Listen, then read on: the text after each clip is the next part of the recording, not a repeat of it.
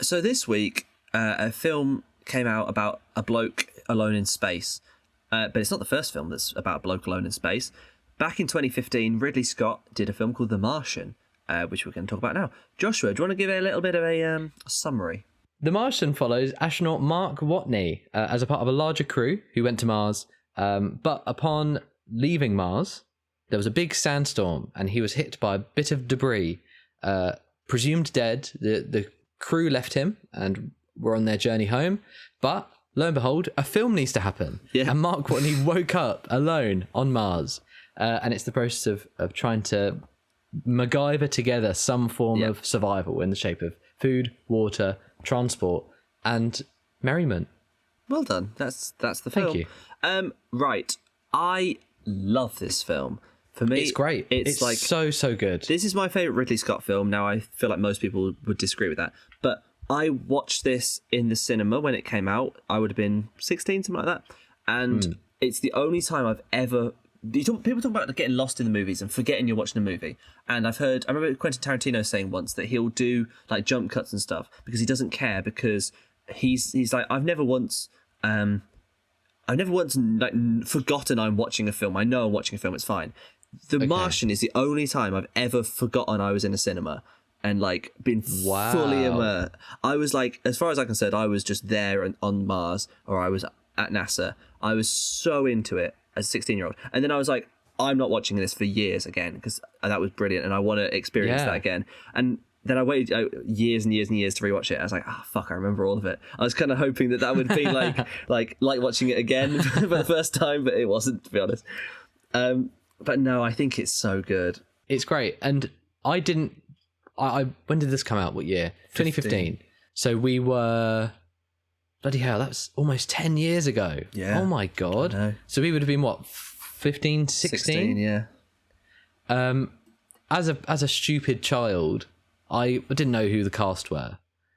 Watching back now, what a stacked cast. I thought the same thing. I knew Sean Bean and Benedict Wong. It's pronounced Sean Bean. Oh, sorry.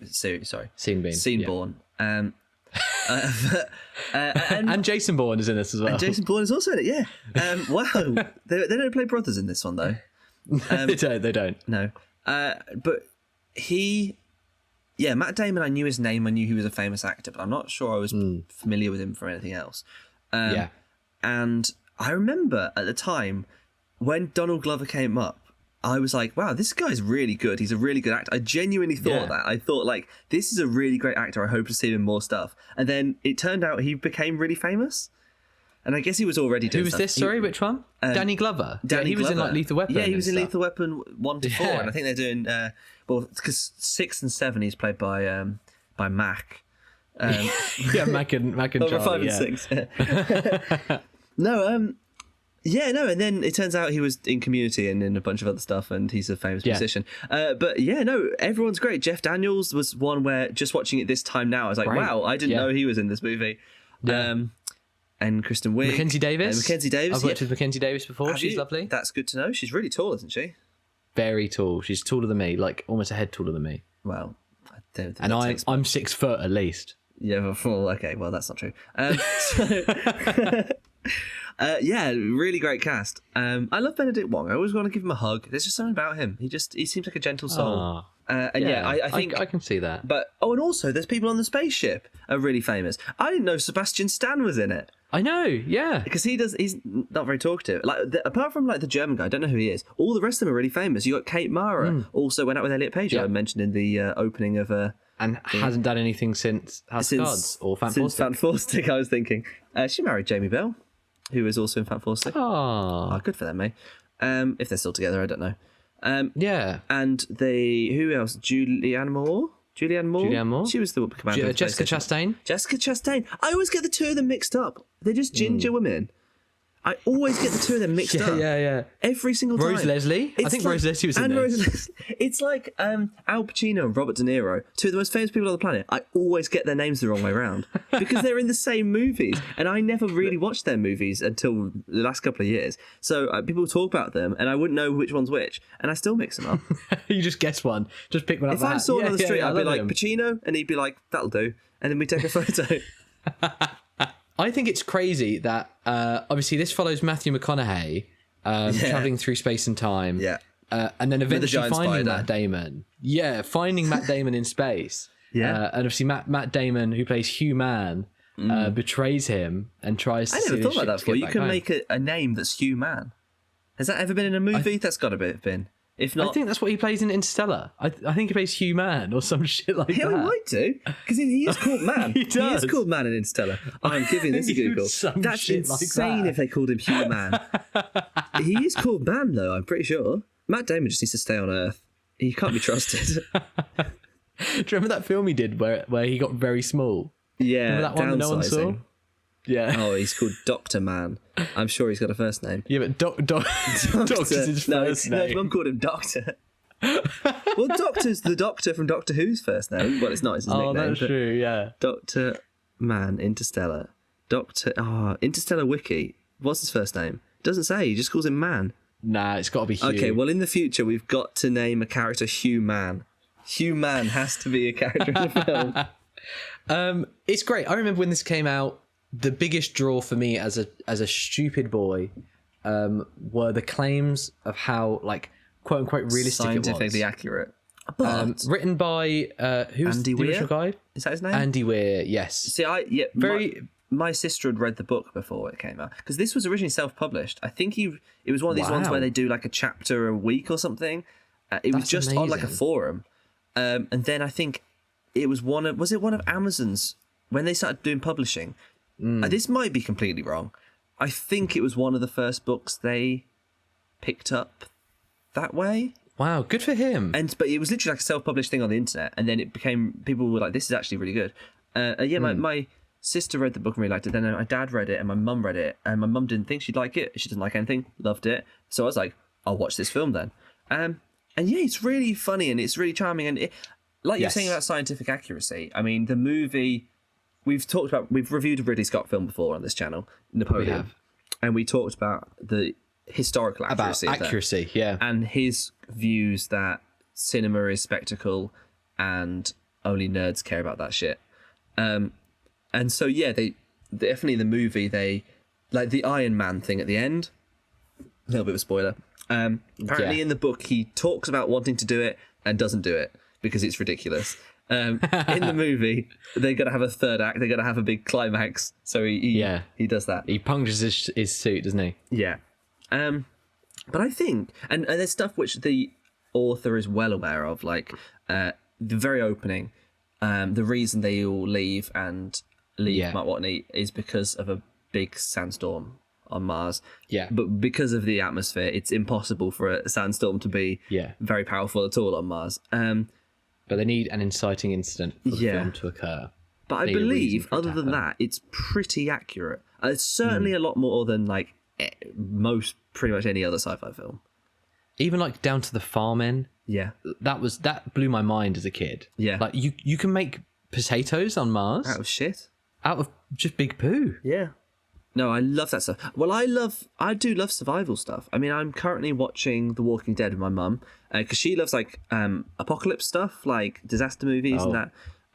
And so I was like, well, I can't really recommend. There's only so many movies, and lots of them are made by Roland Emmerich and suck.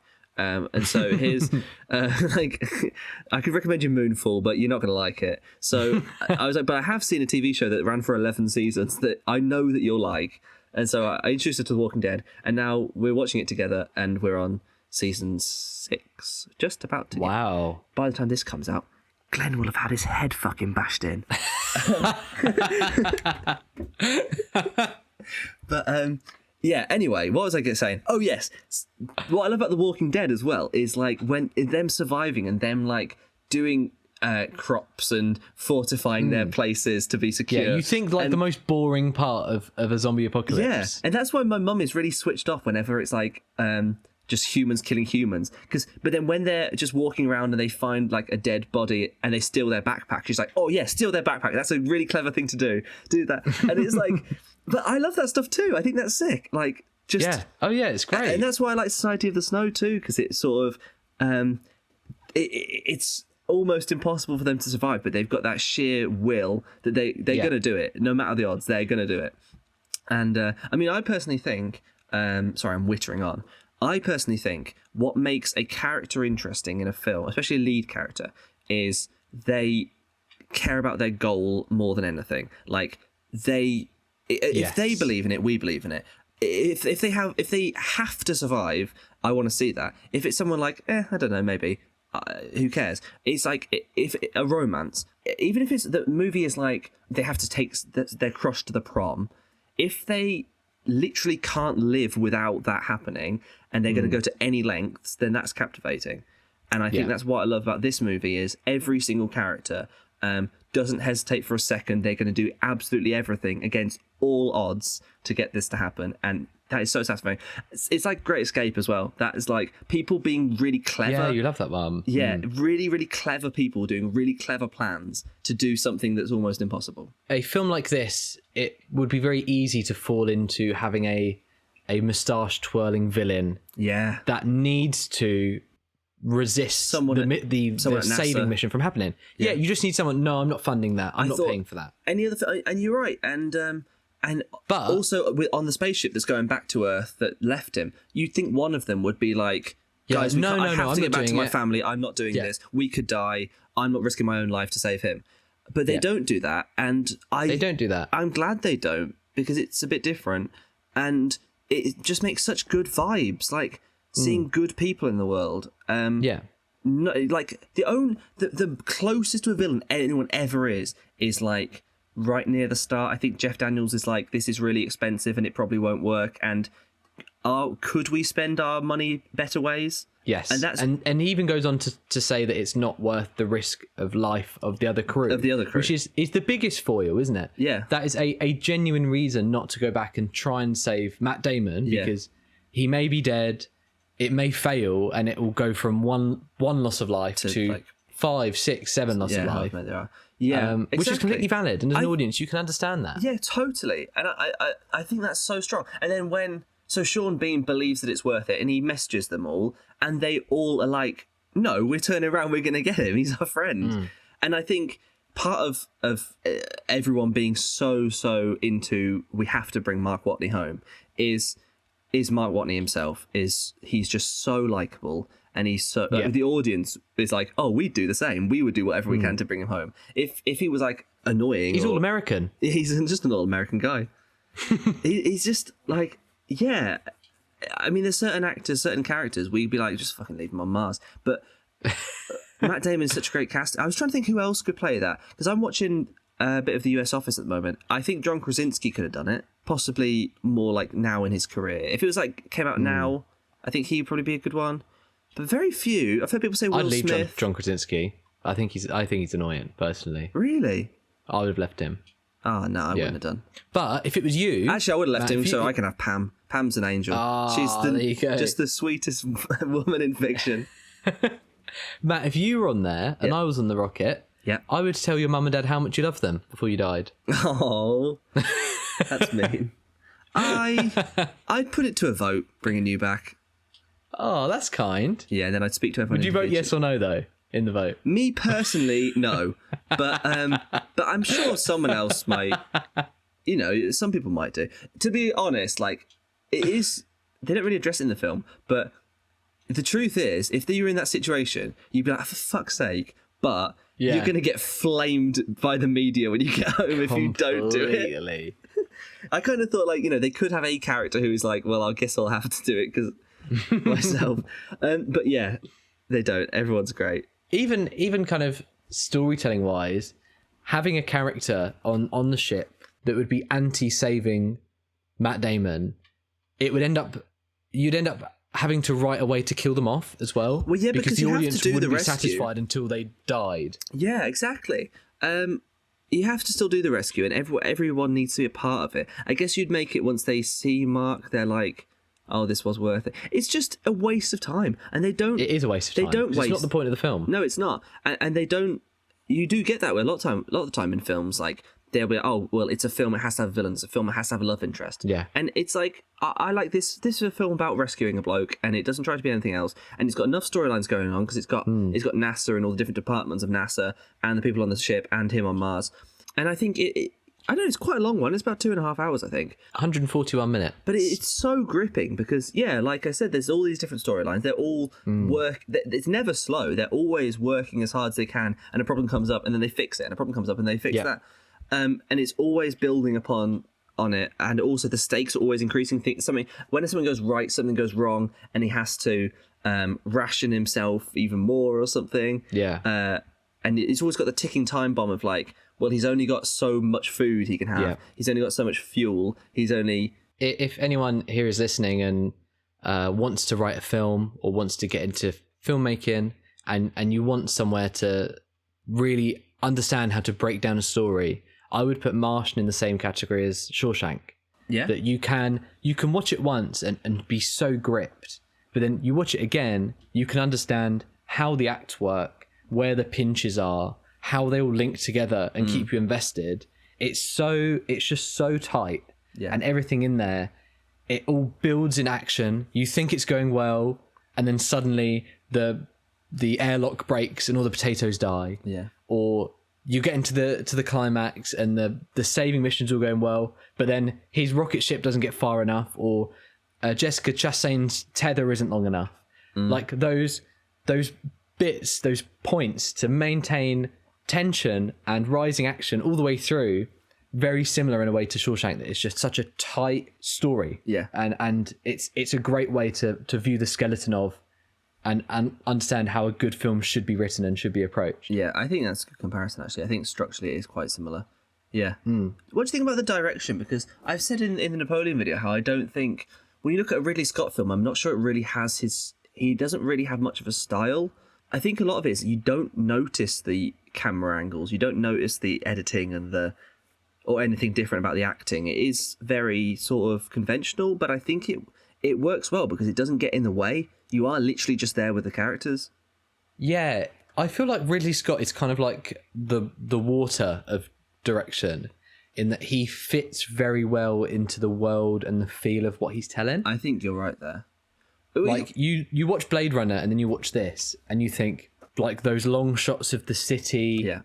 That it's a much different tone that he builds and sets himself compared to this, which is so tight. Like as you said, it's almost like realism kind of tone rather than the hard sci-fi of Blade Runner.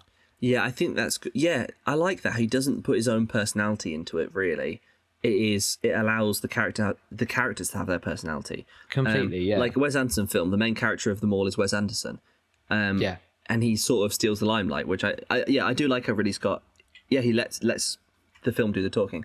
I find it crazy how Ridley Scott directed this, because when you see him in interviews, he's so grumpy, he has no sense of humour, and yet this film is like actually funny and everyone is like really positive. And it's just, what a strange man to direct it. What a strange man. I've never seen an interview of Ridley Scott and be like, wow, I'd love to be in a room with him. Yeah. He just always seems like, oh God, he's just brings down every conversation. Great director. Newsflash, Ridley Scott. The Martian is actually from Earth, not from Mars. I know, bad title. Sort that out. He's an Earthling. Yeah, he wasn't born there. I think that's a continuity error. Yeah, that's a scripty, that is. It's their fault. What did you rate The Martian after your rewatch? I rated it 5 stars because honestly, I just can't see a single flaw with it. I mean, generally, I think the reactions are all positive, but I've not seen anyone be like, this is incredible. But I honestly can't think of a single thing I'd change. I think it is perfect. Yeah. I would give it 4.5 to 5, 100%. Yeah. I'm shocked that Letterboxd, it's kind of sitting at mostly 4-star reviews. Yeah. I think that's a shame. Yeah, it's a real shame. So. Yeah.